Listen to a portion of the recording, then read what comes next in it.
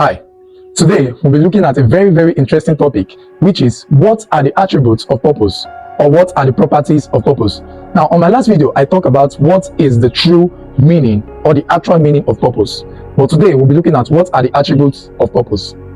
Now, the first attribute of purpose is that purpose is permanent but scalable.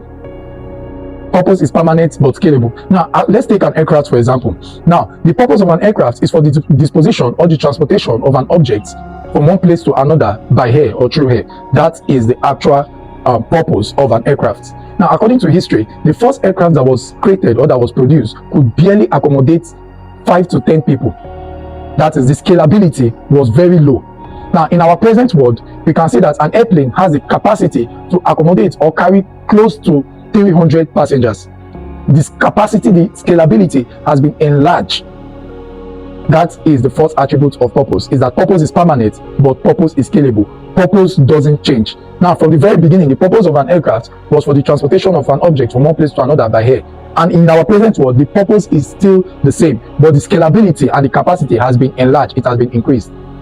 Now, the second attribute of purpose is that purpose produces expectation. Purpose produces expectation. Now, let's take for instance, or an example, as a doctor, or the purpose of a man is to become a medical doctor. Now, a man has a purpose to be a medical doctor. Now, according to his purpose, there are expectations that must be met and that must be done. Now, as a medical doctor, you are expected to read books and study things that are related to medical, that are related to the human body, the biology of the human body. That is the expectations of the purpose to become a medical doctor. Now, as a man who wants to become a medical doctor, that is your expectation. But let's take, for instance, you are studying things that are related to engineer, but not medical doctor. Now, the expectation to fulfill that purpose is not being met or is not being done. Now, we can see that purpose produces expectation. The third reason, or the third attribute, of purpose is that purpose is a divine pregnancy that must be delivered into the world. I come again, purpose is a divine pregnancy that must be delivered into the world. Now, the Bible makes us to understand that when a woman is pregnant, at that moment, she goes through a lot of pain.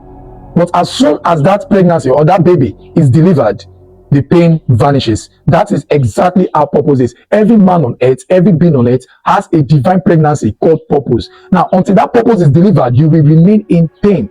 That is the truth. Now, the pain could not be physical pain, but there's this inner hunger, there's this inner longing, this inner dissatisfaction within you that something is missing.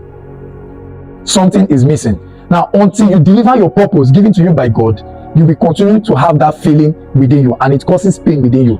There are times you won't be happy, you'll be moody, you'll be sad, because your purpose is not being fulfilled. Your purpose, which is a divine pregnancy in you, is not being delivered, or is not in the process of being delivered into the world.